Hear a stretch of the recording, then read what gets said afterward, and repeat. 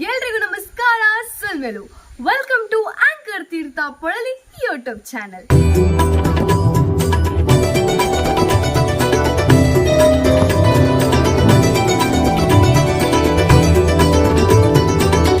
ಇವತ್ತು ನಾವೊಂದು ಸ್ಪೆಷಲ್ ಜಾಗಕ್ಕೆ ಬಂದಿದ್ದೀವಿ. ಆ ಜಾಗ ಯಾವ್ದಪ್ಪ ಅಂತ ಹೇಳಿದ್ರೆ ಹೆಣ್ಮಕಜೆ ಗ್ರಾಮ ಪಂಚಾಯತ್ನ ಪಡ್ರೆ.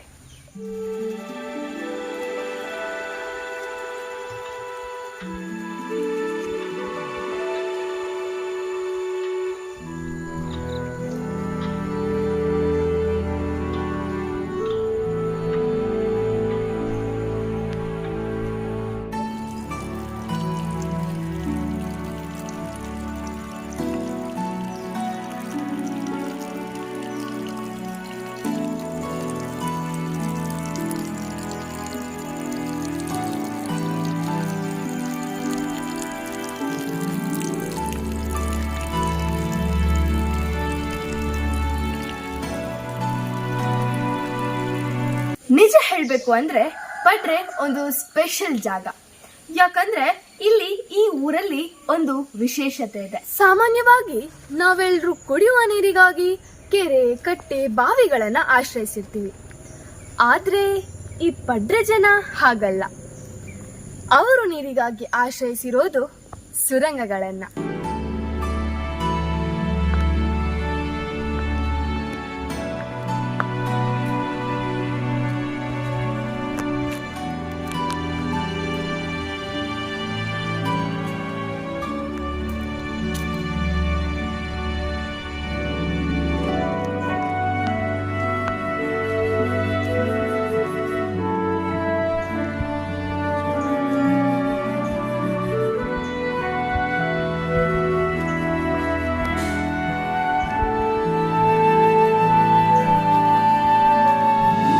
ವಿಶೇಷವಾಗಿ ಈ ಗಡಿನಾಡು ಅಂದ್ರೆ ಕಾಸರಗೋಡು ಭಾಗದಲ್ಲಿ ಇಂತಹ ಹಲವಾರು ಸುರಂಗಗಳನ್ನು ನಮ್ಗೆ ನೋಡಬಹುದು. ಯಾಕಂದ್ರೆ ಇಲ್ಲಿನ ಜನರು ಸುರಂಗಗಳನ್ನ ಕೊರೆದು ಪ್ರಕೃತಿ ದತ್ತವಾಗಿ ಸಿಗುವಂತಹ ನೀರನ್ನು ಹಲವಾರು ವರ್ಷಗಳಿಂದ ಬಳಸ್ಕೊಂಡು ಬರ್ತಾ ಇದ್ದಾರೆ. ಹಾಗಾದ್ರೆ ಈ ಸುರಂಗಗಳಂದ್ರೇನು? ಸುರಂಗಗಳು ಹೇಗಿರುತ್ತೆ? ಸುರಂಗಗಳನ್ನ ಹೇಗ್ ಕೊರಿತಾರೆ? ಸುರಂಗದಿಂದ ನೀರು ಎಷ್ಟು ಸಮಯದವರೆಗೂ ಬರುತ್ತೆ? ಅಂದ್ರೆ ಸುರಂಗದ ಆಯಸ್ಸು ಎಷ್ಟು? ಈ ಎಲ್ಲ ಪ್ರಶ್ನೆಗಳಿಗೆ ಉತ್ತರಿಸೋಕೆ ನಮ್ ಜೊತೆಗಿದ್ದಾರೆ ಪಡ್ರೆ ಗ್ರಾಮದ ಕಜಂಪಾಡಿ ಮನೆಯ ಸದಸ್ಯರಾದ ಪ್ರಸಾದ್ ಇವರು. ಸೊ ಬನ್ನಿ ಇವ್ರ ಜೊತೆ ಮಾತಾಡ್ಸ್ಕೊಂಡ್ ಬರೋಣ. ನಾವಿವಾಗ ಪಡ್ರೆ ಗ್ರಾಮದ ಕಜಂಪಾಡಿ ಮನೆಯ ಸುರಂಗದ ಹತ್ರ ಇದ್ದೀವಿ. ಈ ಮನೆ ಸದಸ್ಯರಾದ ಪ್ರಸಾದ್ ಅವರು ನಮ್ಮ ಜೊತೆಗಿದ್ದಾರೆ. ಸರ್ ನಮಸ್ತೆ. ಹೇಗಿದ್ದೀರಾ? ಚೆನ್ನಾಗಿದ್ದೀನಿ. ಈ ಸುರಂಗದ ಹಿನ್ನೆಲೆ ಬಗ್ಗೆ ನಮ್ಗೊಂದ್ ಸ್ವಲ್ಪ ತಿಳಿಸ್ಕೊಡ್ಬಹುದು? ಅಂದ್ರೆ ಈ ಸುರಂಗ ಹೇಗೆ ಕೊಡ್ತಿದ್ದಾರೆ, ಅಂದ್ರೆ ಯಾವಾಗ ಕೊಡ್ತಿದ್ದಾರೆ ಅಂತ ಇದರ ಹಿನ್ನೆಲೆ ಸ್ವಲ್ಪ ನಮ್ಗೆ ತಿಳಿಸ್ಕೊಡ್ತೀರಾ? ಖಂಡಿತ. ಅಂದ್ರೆ ಈ ಸುರಂಗದ ಬಗ್ಗೆ ನಾವು ಹೇಳ್ತಿದ್ರೆ ಇದು ಸಾಧಾರಣ ನಮ್ಮ ಅಜ್ಜಂದಿರ ಕಾಲದಲ್ಲಿ ಇದ್ದಂತಹ ಇದು ಸುರಂಗ. ನಾವು ನೀರಿನ ಮೂಲಕ್ಕಾಗಿ ಈ ಸುರಂಗವನ್ನೇ ನಾವು ಬಳಕೆ ಮಾಡ್ತಿದ್ದೇವೆ. ಅಂದ್ರೆ ಹಿಂದಿನ ಕಾಲದಲ್ಲಿ ನೀರಿನ ಮೂಲವಾಗಿ ಪ್ರಮುಖವಾಗಿ ಆ ಕಾಲದಲ್ಲಿ ಬೋರ್ವೆಲ್ಗಳ ಸಂಖ್ಯೆ ಬಹಳ ಕಡಿಮೆ. ಪ್ರಮುಖವಾಗಿ ಸುರಂಗಗಳನ್ನೇ ನಾವು ಆಶ್ರಯಿಸ್ತಾ ಇದ್ದೆವು. ಅದು ಕೃಷಿ ಇರಲಿ, ಕುಡಿಯೋ ನೀರಿರಲಿ, ಎಲ್ಲ ಮೂಲಗಳಿಗೂ ಪ್ರಮುಖವಾಗಿ ಸುರಂಗ. ನನಗೆ ತಿಳಿದಿರೋ ಮಟ್ಟಿಗೆ ಸಾಧಾರಣ 1989 ಕಾಲಘಟ್ಟದಲ್ಲಿ ಈ ಸುರಂಗವನ್ನು ತೋಡಲಾಗಿದೆ ಅಥವಾ ಕೊರೆಯಲಾಗಿದೆ. ನಮ್ಮ ತಂದೆಯವರೊಬ್ಬರು ರಿಟೈರ್ಡ್ ಅಧ್ಯಾಪಕರಾಗಿದ್ದಾರೆ. ಅವರ ಮಾರ್ಗದರ್ಶನದಂತೆ ಈ ಊರಿನ ನುರಿತ ಸುರಂಗ ಕೆಲಸ ಮಾಡುವಂತಹ ಹಿರಿಯ ವ್ಯಕ್ತಿಗಳಿದ್ದರು. ಅವರ ಮೂಲಕ ಒಂದು ನಿರ್ದಿಷ್ಟ ಸಮಯದಲ್ಲಿ, ಯಾಕಂದರೆ ಪುರಾತನ ಕಾಲದಲ್ಲಿ ಯಾವುದೇ ಒಂದು ಒಳ್ಳೆಯ ಕೆಲಸವನ್ನು ಮಾಡುವಾಗ ಒಂದು ದೇವರನ್ನು ಪ್ರಾರ್ಥಿಸಿಕೊಂಡು ಒಂದು ನಿರ್ದಿಷ್ಟ ಸಮಯದಲ್ಲಿ ಕೊರೆಯುವಂಥ ಪ್ರಯತ್ನವನ್ನು ಮಾಡ್ತಾರೆ. ಅಂದರೆ ಒಬ್ಬ ಮನುಷ್ಯ ಹೇಗೆ ಮುಂದಕ್ಕೆ ಹೋಗ್ಬೋದು ಆ ರೀತಿಯಲ್ಲಿ ಕೊರೆಯುತ್ತಾರೆ. ಹಾರೆ ಪಿಕ್ಕಾಸ್ ಮಾತ್ರ ಉಪಯೋಗ ಮಾಡಿ ಇದನ್ನು ಕೊರೆಯುತ್ತಾ ಇದ್ದಾರೆ. ಒಳಗೆ ಹೋದಾಗಿ ಬೆಳಕಿನ ವ್ಯವಸ್ಥೆಗೆ ಬೇಕಾಗಿ ನಾವು ಕ್ಯಾಂಡಲ್ ಅಂತ ಹೇಳ್ಬೋದು. ಈ ಕ್ಯಾಂಡಲ್ನ ಸಹಾಯದಿಂದ ಕೊರೆಯುತ್ತಾ ಮುಂದಕ್ಕೆ ಹೋಗ್ತಾರೆ. ಅಂದರೆ ಹಿಂದಿನ ಕಾಲದಲ್ಲಿ ನಮ್ಮ ಇದೇ ಹಳ್ಳಿಯಲ್ಲಿ ಮತ್ತು ಸುತ್ತಮುತ್ತಲ ಈ ಪ್ರದೇಶದಲ್ಲಿ ತುಂಬ ಜನ ಇಂಥ ಸುರಂಗವನ್ನು ತೋಡುವಂಥ ಕೆಲಸಗಾರರಿದ್ದರು. ಬಹಳ ಯಶಸ್ವಿಯಾಗಿ ಅಂದರೆ ನುರಿತವರವರು ಸುರಂಗವನ್ನು ಮಾಡ್ತಾಯಿದ್ರು. ಅದೇ ರೀತಿ ಮಣ್ಣನ್ನು ಕೂಡ ಆವಾಗ ಈ ಬುಟ್ಟಿಯ ಥರ, ಯಾಕಂದರೆ ಇದು ಸುರಂಗ ಆದ ಕಾರಣ ಬುಟ್ಟಿಯಲ್ಲಿ ತರಲಿಕ್ಕೆ ಆಗೋದಿಲ್ಲ. ಅದೇ ತಾಳೆ ಮರ ಅಂತೇಳಿ ನಮ್ಮ ಊರಿನ ಸುತ್ತಮುತ್ತ ಇರ್ತದೆ, ಅದರಲ್ಲೊಂದು ಹಾಳೆಯ ಥರ ಇರ್ತದೆ, ಅದನ್ನು ತುಂಬಿಸಿ ಹೊರಗೆ ತರ್ತಾರೆ. ಇದೇ ಥರ ಕೆಲವು ಸಮಯಗಳಲ್ಲಿ ಅಂದರೆ ಸಾಧಾರಣ 1 ತಿಂಗಳ 1.5 ತಿಂಗಳಲ್ಲೇ ಅವರು ಬಹಳಷ್ಟು ಒಳ್ಳೆ ನುರಿತ ಕೆಲಸಗಾರಿದ್ದ ಕಾರಣ ಒಳ್ಳೆ ರೀತಿಯಲ್ಲಿ ಮುಂದುವರಿಸಿಕೊಂಡು ಹೋಗ್ತಾರೆ. ಇಂತಿಷ್ಟು ಯಾಕಂದರೆ ಆ ಹಿರಿಯರಿಗೆ ಗೊತ್ತಿರ್ತದೆ, ಆ ಮಣ್ಣನ್ನು ನೋಡಿಕೊಂಡು ಮಣ್ಣಿನ ತೇವಾಂಶ ಇದೆಯಾ ಅಥವಾ ಅದು ಯಾವ ರೀತಿ ಇದೆ ಅದನ್ನು ನೋಡಿಕೊಂಡು ಅವರು ನಿರ್ದಿಷ್ಟ ಅಂತರಕ್ಕೆ ಮುಟ್ಟಿದಾಗ ಇನ್ನು ಯಾವಾಗ ನೀರು ಸಿಗ್ಬೋದು, ಎಷ್ಟರಲ್ಲಿ ನೀರು ಸಿಗ್ಬೋದು ಅಂತ ವಿವರ ನಮಗೆ ನೀಡುತ್ತಾರೆ. ಅದೇ ಪ್ರಕಾರ ಅವರು ಮುಂದುವರಿಸಿಕೊಂಡು ಹೋಗ್ತಾರೆ. ಆ ಕಾಲದಲ್ಲಿ ಕೆಲಸದಲ್ಲಿ ಬಹಳ ನಿಷ್ಠೆಯಿಂದ ಅವರು ಕೆಲಸವನ್ನು ಮಾಡ್ತಾ ಇದ್ರು. ಕೇವಲ ಒಂದು ಕ್ಯಾಂಡ್ಲನ್ನು ಇಟ್ಟುಕೊಂಡು ಪಿಕಾಸ್ ಕೂಡ ಹಾಗೆ ತುಂಬ ದೊಡ್ಡ ಹಾಲಾಗಿರುವಂಥದ್ದಲ್ಲ, ಸಾಧಾರಣ ಸಣ್ಣ, ಯಾಕಂದರೆ ಅದು ಕೊರೆಯುವಾಗ ಅದು ಹಿಂದಕ್ಕೆ ಬಡಿಬಾರದು. ಆ ಉದ್ದೇಶಕ್ಕೆ ಬೇಕಾಗಿ ಸಣ್ಣ ರೀತಿಯ ಪಿಕಾಸನ್ನು ಇಟ್ಕೊಂಡು ಅವರು ಕೊರೀತಾ ಮುಂದುವರಿತಾ ಹೋಗ್ತಾರೆ. ಬಹಳ ನಿಷ್ಠೆಯಿಂದ ಕೆಲಸ ಮಾಡ್ತಾ ಇದ್ದಾರೆ. ಅದೇ ಥರ ಮಾಡಿದಂಥ ಈ ಸುರಂಗದಲ್ಲಿ ನಾವು ಇದುವರೆಗೆ ಕುಡಿಲಿಕ್ಕೆ ಆಗಿರುವ ನಮ್ಮ ಕೃಷಿ ಕೆಲಸ ಕಾರ್ಯಗಳಿಗೆ ಎಲ್ಲದಕ್ಕೂ ಕೂಡ ಈ ಸುರಂಗ ನೀರನ್ನು ನಾವು ಉಪಯೋಗ ಮಾಡ್ತಾ ಇದ್ದೇವೆ. ನೀವು ಹೇಳಿರೋ ಹಾಗೆ ಈ ಸುರಂಗ ಕೊರೆಯೋದು ತುಂಬಾನೇ ಕಷ್ಟವಾದ ಕೆಲಸ. ನಮ್ಮ ಹಿರಿಯರು ತುಂಬಾನೇ ಪರಿಶ್ರಮ ಮಾಡಿದ್ದಾರೆ ಈ ಸುರಂಗ ಕೊರೆಯೋಕೆ. ಆ್ಯಂಡ್ ಹಾಗೆ ಹಿರಿಯರು ತುಂಬಾನೇ ಬುದ್ಧಿವಂತಿಕೆಯಿಂದ ಈ ಸುರಂಗದ ಒಂದು ಪ್ಲ್ಯಾನ್ ಅನ್ನು ಮಾಡಿದ್ದಾರೆ. ಯಾಕಂದರೆ ಈ ಸುರಂಗ ಅನ್ನುವಂಥದ್ದು ಅಂದರೆ ತುಂಬ ಜನರಿಗೆ ಗೊತ್ತಿರಲ್ಲ. ಆದರೆ ಈ ಪಡ್ರೆ ಗ್ರಾಮದಲ್ಲಿ ಸಾವಿರಾರು ಸುರಂಗಗಳು ಇದೆ ಅಂತ ನಾನು ಕೇಳ್ಪಟ್ಟೆ. ಹಾಗಾಗಿ ಸುರಂಗ ಕೊರೆಯೋದನ್ನ ನೀವೇನಾದ್ರೂ ಕಣ್ಣಾರೆ ನೋಡಿದ್ದೀರಾ? ಖಂಡಿತ. ಅಂದರೆ ನಮ್ಮದು ಪ್ರಮುಖವಾಗಿ ನಾನೀಗಾಗಲೇ ಹೇಳಿದ ಹಾಗೆ ಈ ಪಡ್ರೆ ಗ್ರಾಮದಲ್ಲಿ ಹಲವಾರು ಮನೆಗಳಲ್ಲಿ ಸುರಂಗದ ನೀರನ್ನೇ ಆಶ್ರಯಿಸಿರ್ತಾರೆ. ನಾನು ಆಗ ಹೇಳಿದ ಹಾಗೆ ಹಿರಿಯರ ಈಗ ಪರಿಶ್ರಮ ಅಂತ ಖಂಡಿತ.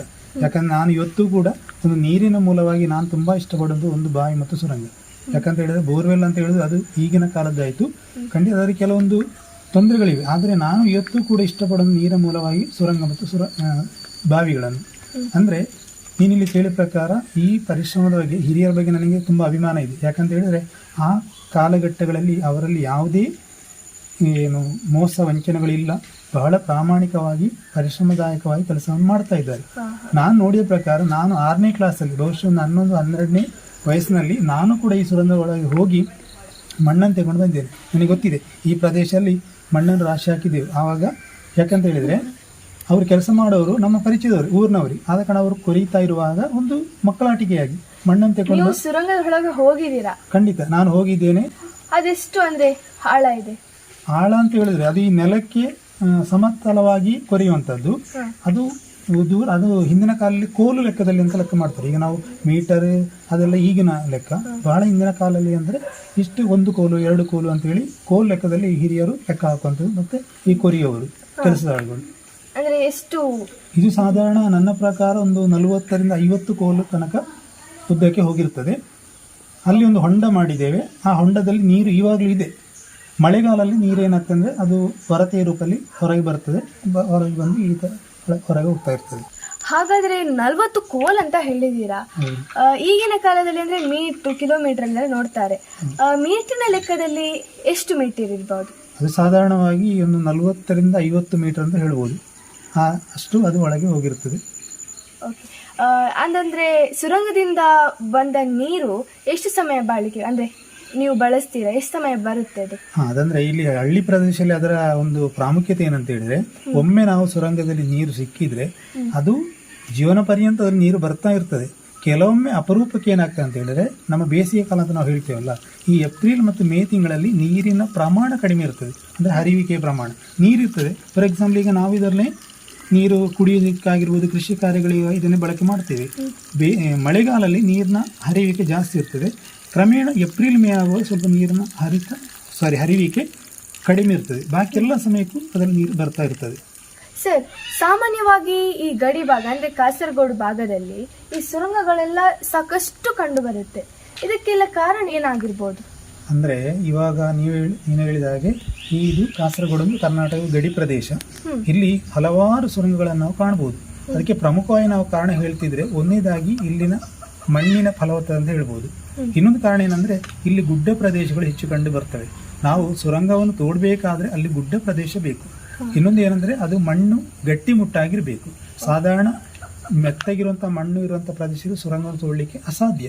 ಆದ ಕಾರಣ ಹಿಂದಿನವರು ಏನಂದರೆ ನೀರಿನ ಮೂಲ ಅಂತ ಹೇಳಿದರೆ ಅವರಿಗೆ ಒಂದು ನೀರಿನ ಮೇಲೆ ವಿಶ್ವಾಸ ಏನಂತ ಹೇಳಿದರೆ ಪ್ರಮುಖವಾಗಿ ಸುರಂಗ, ಎರಡನೇದಾಗಿ ಅವರಿಗೆ ಬಾವಿ. ಆ ಕಾರಣಕ್ಕೋಸ್ಕರ ಪ್ರತಿಯೊಂದು ನೀರಿನ ಆಶ್ರಯಕ್ಕೆ ಬೇಕಾಗಿ ಅವರು ಸುರಂಗವನ್ನು ತೋಡ್ತಾ ಇದ್ದಾರೆ. ಅದಲ್ಲದೆ ಇಲ್ಲಿ ಬೆಟ್ಟ ಗುಡ್ಡಗಳು ಕಂಡು ಬರೋ ಕಾರಣ ಅದು ಈ ಮನೆಯ ಅಂಗಳದಿಂದ ನೆಲಕ್ಕೆ ಸಮಾನವಾಗಿ ಸುರಂಗ ತೋಡುವುದರಿಂದಾಗಿ ಒಳ್ಳೆಯ ನೀರು ಸಿಗ್ತದೆ. ಯಾಕಂತ ಹೇಳಿದರೆ ಅತ್ಯುತ್ತಮ ನೀರಿನ ಏನಂತ ಹೇಳಿದರೆ ನಾವೀಗ ಅಡುಗೆಗೆ ಆಗಿರ್ಬೋದು, ಕುಡಿಲಿಕ್ಕೆ ಆಗಿರ್ಬೋದು, ಕೃಷಿ ಕಾರ್ಯಗಳಿಗೆ ಆಗಿರ್ಬೋದು ಒಳ್ಳೆಯ ಶುದ್ಧ ನೀರು ಅಂತ ಹೇಳಿದ್ರೆ ಸುರಂಗ ನೀರು ಅಂತೇಳಿ ಹಿರಿಯರ ನಂಬಿಕೆ. ಆ ಕಾರಣಕ್ಕೆ ಬೇಕಾಗಿ ಮತ್ತು ಆ ಕಾಲದಲ್ಲಿ ನೀರು ಅಂತೇಳಿ ಸುರಂಗ ಮತ್ತು ಬಾವಿ ಅದು ಒಂದನೇದಾಗಿ ಸುರಂಗಗಳನ್ನು ತೋಡುವುದು ಅವರ ಒಂದು ಪ್ರಮುಖ ಉದ್ಯೋಗ ಆಯಿತು. ಯಾಕಂದರೆ ಇಲ್ಲಿ ಸುತ್ತಮುತ್ತಲೂ ಹಲವಾರು ಸುರಂಗವನ್ನು ತೋಡುವಂಥ ಕೃಷಿ ಕಾರ್ಮಿಕರಿದ್ದರು. ಅದಲ್ಲದೆ ನನ್ನ ತಂದೆಯವರೊಬ್ಬರು ಅಧ್ಯಾಪಕರಾಗಿದ್ದರೂ ಕೂಡ ಅವರೂ ಕೂಡ ಸ್ವತಃ ಸುರಂಗವನ್ನು ತೋಡಿದ್ದಾರೆ. ಹಾಗಾದರೆ ಈ ಸುರಂಗದಲ್ಲಿ ನೀರು ಹೇಗೆ ಶೇಖರಣೆ ಆಗುತ್ತೆ? ಸುರಂಗದಲ್ಲಿ ಅಂತ ಹೇಳಿದ್ರೆ ಈಗ ಸುರಂಗ ತೋಡುತ್ತಾ ಹೋದ ಹಾಗೆ ಅಲ್ಲಿ ಒಂದು ಕಡೆ ನೀರು ಸಿಗ್ತದೆ. ಆ ನೀರು ಸಿಗುವಾಗ ಏನು ಮಾಡ್ತಾರೆ, ನೀರು ಸಿಕ್ಕಿದ ಜಾಗದಲ್ಲಿ ಒಂದು ಕಟ್ಟೆಯಾಗಿ ಕಟ್ಟುತ್ತಾರೆ. ಅದು ಮಣ್ಣು, ಹಿಂದಿನ ಕಾಲದಲ್ಲಿ ಮಣ್ಣನ್ನು ಉಪಯೋಗ ಮಾಡಿ ಒಂದು ಕಟ್ಟೆಯಾಗಿ ಕಟ್ತಾರೆ. ಆಮೇಲೆ ಅದಕ್ಕೆ ಹಿಂದಿನ ಕಾಲ ಏನಂದರೆ ಈ ನಮ್ಮ ಅಡಿಕೆ ಮರವನ್ನು ಸೀಳಿ ಅದನ್ನು ದಂಬೆ ರೂಪದಲ್ಲಿ ಇಟ್ಟುಕೊಂಡು ಅದನ್ನು ಕ್ಲೀನ್ ಮಾಡ್ತಾರೆ. ಆ ದಂಬೆಯನ್ನು ಇಟ್ಟುಕೊಂಡು ಆ ದಂಬೆಯ ಮೂಲಕ ನೀರು ಬಂದು ಹೊರಗಡೆ ಬಂದು ನಾವೊಂದು, ಯಾಕಂದರೆ ಬಹಳ ಹಿಂದಿನ ಕಾಲದಲ್ಲಿ ಈ ಟ್ಯಾಂಕ್ಗಳೆಲ್ಲ ಕಡಿಮೆ, ನಾವು ಕೆರೆ ಅಂತ ಹೇಳ್ತೇವೆ. ಈ ಕೆರೆಯನ್ನು ನಿರ್ಮಾಣ ಮಾಡಿ ಆ ಬರುವಂಥ ನೀರನ್ನು ಕೆರೆಗೆ ಬರುವಾಗಿ ಮಾಡ್ತಾರೆ. ಆ ಕೆರೆಯಿಂದ ಅವರು ಕೃಷಿಗೆ ಬೇಕಾದ ನೀರನ್ನು ತೆಗೆದುಕೊಳ್ತಾ ಇದ್ರು. ಜೊತೆಗೆ ಅವರ ದಿನನಿತ್ಯದ ವ್ಯವಹಾರಕ್ಕೆ ಬೇಕಾಗಿ ಕೂಡ ಆ ನೀರನ್ನು ಉಪಯೋಗ ಮಾಡ್ತಾ ಇದ್ರು. ಸರ್, ನೀವು ಅವಾಗಲೇ ಹೇಳಿರೋ ಹಾಗೆ ಅಂದರೆ ಸುರಂಗ ಕುರಿತಾ ಹೋದಾದ್ಮೇಲೆ ಒಂದು ನೀರು ಸಿಗುತ್ತೆ ಅಂತ ಹೇಳಿದ್ದೀರಾ. ಆ ನೀರು ಸಿಕ್ಕಾದ್ಮೇಲೆ ಕಟ್ಟೆ ಕಟ್ತೀರಾ ಅಂತ ಹೇಳಿದ್ದೀರಾ. ಆ ಕಟ್ಟೆ ಅಷ್ಟೊಂದು ದೂರ ಇದೆ, ಅಲ್ಲಿಂದ ಇಲ್ಲಿಗೆ ಹೇಗೆ ನೀರು ತರ್ತೀರಾ? ಅಂದರೆ ಅದು ಎರಡು ರೀತಿಯಲ್ಲಿ ನಾವು ತರ್ಬೋದು. ಬಹಳ ಹಿಂದೆ ಹೇಗೆ ಅಂತ ಹೇಳಿದರೆ, ನಾನೀಗ ಹೇಳಿದ ಹಾಗೆ ನೀರು ಸಿಕ್ಕಿದಲ್ಲಿ ನಾವೊಂದು ಮಣ್ಣಿನ ಮೂಲಕ ನಾವೊಂದು ಕಟ್ಟೆಯನ್ನು ಕಟ್ತೇವೆ ನೀರಲ್ಲಿ ಶೇಖರಣೆ ಆಗಲಿಕ್ಕೆ. ಆ ಶೇಖರಣೆ ಆದಲ್ಲಿಂದ ನಾನು ಆಗ ಹೇಳಿದಾಗೆ ಅಡಿಕೆ ಮರವನ್ನು ತುಂಡರಿಸಿ ನಾವು ಏನು ದಂಬೆ ಅಂತ ಹೇಳ್ಬೋದು, ಆ ದಂಬೆ ರೀತಿಯಲ್ಲಿ ಮಾಡಿ ಅದರ ಮೂಲಕ ನೀರನ್ನು ತರಿಸ್ಬೋದು. ಎರಡನೇದಾಗಿ ಪೈಪ್ ಇದೆ, ಪ್ಲಾಸ್ಟಿಕ್ ಪೈಪ್ ಇದೆ ನೋಡಿ. ಈ ಪೈಪಿನ ಮೂಲಕ ಕೂಡ ಆ ನೀರಿರುವಲ್ಲಿ ಆ ಪೈಪನ್ನು ಜೋಡಿಸಿ ಅಲ್ಲಿ ನೀರನ್ನು ಸುರಂಗದಿಂದ ಒಳಗಿಂದ ನಾವು ತರ್ಬೋದು. ಉದಾಹರಣೆಗೆ ನೋಡಿ, ಇವಾಗ ನಾನು ಈ ಪೈಪಿನ ಮೂಲಕ ನಮ್ಮಲ್ಲಿ ಈ ನೀರು ಬರ್ತಾ ಇದೆ. ಇಲ್ಲಿ ಪೈಪಿನ ಮೂಲಕ ನೀರು ಬರ್ತಾ ನೋಡಿ, ಇಲ್ಲಿ ಪೈಪ್ ಕಾಣ್ತಾ ಉಂಟಲ್ಲ, ಈ ಪೈಪಿನ ಮೂಲಕ ನೀರು ಬರ್ತಾ ಇದೆ. ಬಂದು ಈ ನೀರು ಶೇಖರಣೆ ಆಗಲಿಕ್ಕೆ ಬೇಕಾಗಿ ನಾವೊಂದು ಇಲ್ಲಿ ಕೆರೆ ಅಂತ ಹೇಳ್ತೇವೆ ನಾವು. ಈಗಿನ ಕಾಲದಲ್ಲಿ ಟ್ಯಾಂಕ್ ಅಂತ ಹೇಳ್ಬೋದು, ಸಿಮೆಂಟಲ್ಲೆಲ್ಲ ನಿರ್ಮಾಣ ಮಾಡ್ತಾ ಇದ್ದಾರೆ. ಇದು ಕೆರೆ. ಈ ಕೆರೆಯಲ್ಲಿ ನೀರು ಬೀಳ್ತಾ ಇರ್ತದೆ.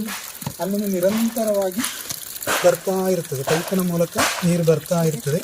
ಇಲ್ಲಿ ಒಂದು ಪಾತ್ರೆಯನ್ನು ಇಟ್ಟುಕೊಳ್ಬೋದು, ಅಂದರೆ ಶುದ್ಧ ನೀರು ಶೇಖರಣೆ ಬೇಕಾಗಿ ಪಾತ್ರೆಯನ್ನು ಇಟ್ಟುಕೊಂಡು ನಾವು ನೀರನ್ನು ಸಂಗ್ರಹ ಮಾಡ್ಬೋದು. ಉಳಿದ ನೀರು ಕೆರೆಗೆ ಹೋಗ್ತದೆ. ಕೆರೆಗೆ ಹೋಗಿ ನೀರು ತುಂಬುತ್ತಾ ಇರ್ತದೆ.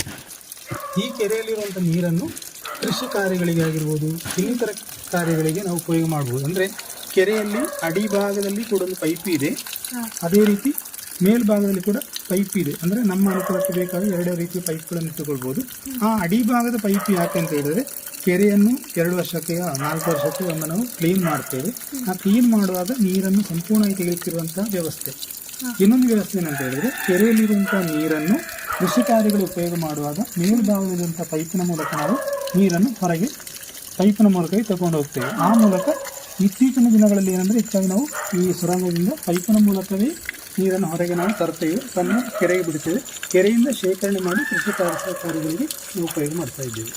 ಸರ್, ಈ ಪೈಪಲ್ಲಿ ಈಗ ನೀರು ಬರ್ತಾ ಇದೆ. ಇನ್ ಕೇಸ್ ಅಂದರೆ ಸುರಂಗದೊಳಗಡೆ ಏನಾದರೂ ಪೈಪ್ ಬ್ಲಾಕ್ ಆಯ್ತು ಅಂದ್ಕೊಳ್ಳಿ, ಅದಂದರೆ ನೀರು ಬರೋದು ಸ್ಟಾಪ್ ಆಗುತ್ತೆ. ಆಗ ನೀವು ಏನು ಮಾಡ್ತೀರಾ? ಹೇಗೆ ಅದನ್ನು ಕರೆಕ್ಟ್ ಮಾಡ್ತೀರಾ? ಅಂದರೆ ಕೆಲವೊಮ್ಮೆ ಸಾಧಾರಣ ಅಪರೂಪಕ್ಕೆ ಆ ರೀತಿಯ ಸಮಸ್ಯೆಗಳು ಬರ್ತವೆ. ಅಂದರೆ ಅಲ್ಲಿ ಮಣ್ಣು ಜರಿದು ಬೀಳುವುದಾ ಅಥವಾ ಯಾವುದಾದ್ರು ಪ್ರಾಣಿಗಳು ಹೋಗಿ ಬ್ಲಾಕ್ ಆಗೋದು, ಆ ರೀತಿ ಉಂಟಾಗ್ತದೆ. ಆವಾಗ ನಾವೇ ಮನೆಯವರು 1-2 ಜನ ಸೇರಿಕೊಂಡು ನಾವು ಟಾರ್ಚ್ ಇಟ್ಕೊಂಡು ಹೋಗ್ತೇವೆ. ಅಥವಾ ಬಿಸಿಲಿರೋ ಸಮಯಗಳಲ್ಲಿ ಒಂದು ಕನ್ನಡಿಯನ್ನು ಇಟ್ಟುಕೊಂಡ್ರೆ ಅದರಿಂದ ಬೆಳಕು ಬೀಳ್ತದೆ. ಅಂದರೆ ಕ್ಯಾಂಡ್ಲ ಅಥವಾ ಟಾರ್ಚ್ ಹಿಡ್ಕೊಂಡು ನಾವು ಹೋಗ್ತೇವೆ. ಹೋಗಿ ಅಲ್ಲಿ ಏನು ಸಮಸ್ಯೆಗಳಾಗಿವೆ ಅದನ್ನು ನಾವೇ ಸರಿಪಡಿಸಿಕೊಂಡು ಬರ್ತೇವೆ. ಯಾಕಂತ ಹೇಳಿದರೆ ನಾವು ಸಣ್ಣದಿರುವಾಗಲೇ ಈ ಸುರಂಗವನ್ನು ತೋಡುವುದನ್ನು ನೋಡಿದ್ದೇವೆ, ಒಳಗೆ ಹೋಗಿದ್ದೇವೆ. ಆದ ಕಾರಣ ನಮಗೆ ಅಂತ ಹೆದರಿಕೆ ಅನ್ನೋದು ಇಲ್ಲ. ಆದ ಕಾರಣ ಏನು ಸಮಸ್ಯೆಗಳು ಬಂದರೂ ಕೂಡ ನಾವೇ ಅಲ್ಲಿ ಹೋಗಿ ಸರಿಪಡಿಸ್ತೇವೆ. ಸರ್, ನೀವು ಅದ್ರ ಬಗ್ಗೆ ಹೇಳುವಾಗ ನನಗೊಂದು ವಿಷಯ ತುಂಬಾ ಖುಷಿ ಆಯಿತು. ಯಾಕಂದರೆ ಈ ಸುರಂಗದಿಂದ ಹೊರಗೆ ನೀರು ತರೋ ಪ್ರೋಸೆಸ್ಸಲ್ಲಿ ಯಾವುದೇ ಒಂದು ಸಮಯದಲ್ಲೂ ಈ ಕರೆಂಟ್ನ ಬಳಕೆ ಆಗ್ತಾ ಇಲ್ಲ. ಹಾಗಾಗಿ ಇಲ್ಲಿ ಬಳಕೆ ಆಗ್ತಾ ಇರೋದು ಹಿರಿಯರ ಬುದ್ಧಿವಂತಿಕೆ ಮಾತ್ರ. ಇದ್ರ ಬಗ್ಗೆ ಏನು ಹೇಳ್ತೀರಾ ಸರ್? ಖಂಡಿತ. ಅಂದರೆ ನೀನು ಕೇಳಿದಂಥ ಒಳ್ಳೆಯ ಪ್ರಶ್ನೆ. ಯಾಕಂತ ಹೇಳಿದ್ರೆ ಹಿರಿಯರು ಯಾವ ಕೆಲಸವನ್ನು ಮಾಡಿದರೂ ಕೂಡ ಅದರೊಂದು ಅಚ್ಚುಕಟ್ಟುತನ, ಶಿಸ್ತು ಅಂತ ಹೇಳುತ್ತೇವೆ. ಅದಕ್ಕೊಂದು ಉತ್ತಮ ಉದಾಹರಣೆ ಅಂದರೆ ಸುರಂಗ ಕೊರೆಯುವಂಥ ಪ್ರಕ್ರಿಯೆ ಅಂತ ಈಗಾಗ ನಾನು ಹೇಳಿದೆ. ಅಂದರೆ ಅಲ್ಲಿಂದ ನೀರನ್ನು ತರುವ ವಿಷಯದಲ್ಲಿ, ಯಾಕಂದರೆ ಬಹಳ ಹಿಂದೆ ನಾನು ಈಗಾಗಲೇ ಹೇಳಿದ ಹಾಗೆ ನಾನು ಸಣ್ಣ ಇರುವಾಗಲೇ ಈ ಸುರಂಗವನ್ನು ನೋಡ್ತಾ ಇದ್ದೇನೆ, ಅದರ ಒಳಗೆ ಹೋಗ್ತಾ ಇದ್ದೇನೆ, ಅದರ ನೀರನ್ನು ಉಪಯೋಗ ಮಾಡ್ತಾ ಇದ್ದೇವೆ. ಆ ಒಂದು ಲೆಕ್ಕದಲ್ಲಿ ಆ ಕಾಲಲ್ಲಿ ಕರೆಂಟ್ ಅಂದರೆ ವಿದ್ಯುತ್ತಿನ ಉಪಯೋಗ ಕಡಿಮೆ ಇತ್ತು. ಆ ಕಾರಣಕ್ಕಾಗಿ ಹಿರಿಯರು ಏನು ಮಾಡ್ತಾರೆ ಅಂತ ಹೇಳಿದ್ರೆ, ನಮ್ಮ ಪರಿಶ್ರಮದಿಂದಲೇ ಅಲ್ಲಿ ನೀರು ಸಿಕ್ಕಿದ ತಕ್ಷಣ ಅದನ್ನು ಅವರ ಏನು ಒಂದು ಕಾರ್ಯತಂತ್ರಕ್ಕೆ ಅನುಗುಣವಾಗಿ ಉಪಾಯದಿಂದಾಗಿ ಯಾವುದೇ ಖರ್ಚು ವೆಚ್ಚ ಇಲ್ಲದೆ ಬಹಳ ಸರಳವಾಗಿ ಅದನ್ನು ಹೊರಗೆ ತರುವಂಥ ಪ್ರಯತ್ನ ಮಾಡ್ತಾರೆ. ಅಂದರೆ ಕರೆಂಟ್ ಬೇಕಾಗಿಲ್ಲ, ಯಾಕಂದರೆ ಇವಾಗ ಮೋಟ್ರಿಗೆ ನಮಗೆ ಕರೆಂಟ್ ಬೇಕು ಅಥವಾ ಪಂಪಿಗೆ ಕರೆಂಟ್ ಬೇಕಾಗ್ಬೋದು. ಇಲ್ಲಿ ಏನಂತ ಹೇಳಿದ್ರೆ, ಆ ನೀರು ಸಿಕ್ಕಿದ ತಕ್ಷಣ ನೀರು ಹೊರಗೆ ಬರೋ ರೀತಿಯಲ್ಲಿ ಅವರು ಸುರಂಗವನ್ನು ಒಂದನೇಗೆ ಅವರು ತೋಡುತ್ತಾರೆ. ತೋಡಿದ ನಂತರ ನಾನು ಆಗ ಹೇಳಿದಾಗೆ ಒಂದು ದಂಬೆ ಇಲ್ಲಾಂದರೆ ಪೈಪಿನ ಮೂಲಕ ನೀರನ್ನು ಹೊರಗೆ ತರ್ತಾರೆ. ಆವಾಗ ಅಲ್ಲಿ ಕರೆಂಟಿನ ಉಪಯೋಗ ಬರುವುದಿಲ್ಲ. ಅಂದರೆ ಕರೆಂಟಿನ ಉಪಯೋಗ ಬಾರದ ರೀತಿಯಲ್ಲಿ ಅವರು ಅದನ್ನು ಕೊರೆಯುವ ವ್ಯವಸ್ಥೆ ಮಾಡುತ್ತಾರೆ. ಆದ ಕಾರಣ ಹಿರಿಯರ ಬುದ್ಧಿವಂತಿಕೆಯನ್ನು ನಾವು ಬಹಳ ಮೆಚ್ಚಬೇಕಾಗ್ತದೆ. ನಾನು ಆಗಾಗಲೇ ಹೇಳಿದಾಗೆ ಅವರಲ್ಲಿ ಶಿಸ್ತಿತ್ತು, ಒಳ್ಳೆಯ ಕೆಲಸವನ್ನು ಮಾಡ್ತಾ ಇದ್ದರು. ಆದ ಕಾರಣ ಅವರು ವಿದ್ಯುತ್ತಿಗೆ ಪ್ರಾಧಾನ್ಯತೆಯನ್ನು ಕೊಡುತ್ತಾ ಇರಲಿಲ್ಲ. ನಾವು ಸ್ವ ಇಚ್ಛೆಯಿಂದ ಆ ರೀತಿಯಲ್ಲಿ ನೀರು ಬರೋ ಹಾಗೆ ಮಾಡಬೇಕಂತ ಉದ್ದೇಶಕ್ಕೆ ವಿದ್ಯುತ್ತಿನ ಬಳಕೆ ಆಗ್ತಾ ಇಲ್ಲ. ನೀವಿಷ್ಟೆಲ್ಲ ಹೇಳಾದ್ಮೇಲೆ ಈ ಸುರಂಗದ ನೀರು ಹೇಗಿರ್ಬೋದು, ಎಷ್ಟು ಪ್ಯೂರ್ ಆಗಿರ್ಬೋದು, ಎಷ್ಟು ಟೇಸ್ಟಿ ಆಗಿರ್ಬೋದು ಅನ್ನೋ ಕುತೂಹಲ ನನಗಿದೆ. ನನಗೆ ಟೇಸ್ಟ್ ಮಾಡ್ಬೋದಾ? ಖಂಡಿತ ನೋಡ್ಬೋದು. ನೋಡಿ, ಈ ಪೈಪಲ್ಲಿ ಬರುವ ನೀರನ್ನು ನಾನು ಹಿಡಿಯುತ್ತೇನೆ. ಕೈಯಲ್ಲಿ, ಎರಡು ಕೈಗಳಲ್ಲಿ ಹಿಡಿದು ಕುಡಿದು ನೋಡ್ಬೋದು. ತುಂಬಾ ಚೆನ್ನಾಗಿದೆ. ಏನು ನಾನು ಈ ನೀರಿನ ಬಗ್ಗೆ ನಾನು ಏನು ಹೇಳಬೇಕಂತ ನನಗೆ ಗೊತ್ತಾಗ್ತಾ ಇಲ್ಲ. ಒಂಥರ ಸ್ವೀಟ್, ತುಂಬಾ ಸ್ವೀಟ್. ನಾನು ಫಸ್ಟ್ ಟೈಮ್ ಕುಡಿತಾ ಇದ್ದೀನಿ. ಒಂದು ಡಿಫ್ರೆಂಟ್ ನೀರನ್ನು ಕುಡಿದಾಗ ಆಗ್ತಾ ಇದೆ. ತುಂಬಾ ಚೆನ್ನಾಗಿದೆ. ಇಷ್ಟೊತ್ತು ನಾವು ಪಡ್ರೆ ಗ್ರಾಮದ ಕಜಂಪಾಡಿ ಈ ಮನೆಯ ಸುರಂಗದ ಬಗ್ಗೆ ಮಾಹಿತಿಯನ್ನ ತಿಳ್ಕೊಂಡ್ವಿ. ಅದರ ನೀರನ್ನು ಕೂಡ ಕುಡಿದ್ವಿ. ತುಂಬಾ ರುಚಿಕರವಾಗಿತ್ತು. ಇದನ್ನೆಲ್ಲ, ಈ ಮಾಹಿತಿಗಳನ್ನೆಲ್ಲ ತಿಳಿಸ್ಕೊಟ್ಟಂತಹ ಈ ಮನೆ ಅಂದರೆ ಕಜಂಪಾಡಿ ಮನೆಯ ಸದಸ್ಯರಾಗಿರುವಂತಹ ಶ್ರೀಯುತ ಪ್ರಸಾದ್ ಇವರಿಗೆ ಧನ್ಯವಾದಗಳನ್ನು ಸಲ್ಲಿಸ್ತಾ ಇದ್ದೀನಿ. Thank you sir, thank you so much. ನಮಸ್ತೆ. ಈ ಸುರಂಗದ ಬಗ್ಗೆ ನಾನು ಇಷ್ಟೆಲ್ಲ ಮಾಹಿತಿಗಳನ್ನು ಹೇಳುವಾಗ ನನಗೆ ಬಹಳ ಒಂದು ಹೆಮ್ಮೆ ವಿಷಯ ಏನಂತ ಹೇಳಿದ್ರೆ, ಈ ಸುರಂಗದ ರೂವಾರಿ ಅಂತ ಹೇಳಬೇಕಾದ್ರೆ ನಮ್ಮ ತಂದೆಯವರಾದಂಥ ಶ್ರೀಯುತ ದೇವಪ್ಪ ಮಾಸ್ಟರ್ ಅವರೊಬ್ಬರು ನಿವೃತ್ತ ಅಧ್ಯಾಪಕರು. ಅವರ ನೇತೃತ್ವದಲ್ಲಿ ಈ ಸುರಂಗಗಳು ಇವತ್ತು ಜೀವಂತವಾಗಿದೆ. ಆದ ಕಾರಣ ಅವರೇ ಇದಕ್ಕೆ ಮೂಲ ಸಾಕ್ಷಿ ಅಥವಾ ಅದರ ರೂವಾರಿಗಳು ಆಗಿರುತ್ತಾರೆ. ಖಂಡಿತ ಸರ್, ಥ್ಯಾಂಕ್ ಯು. ನಮಸ್ತೆ.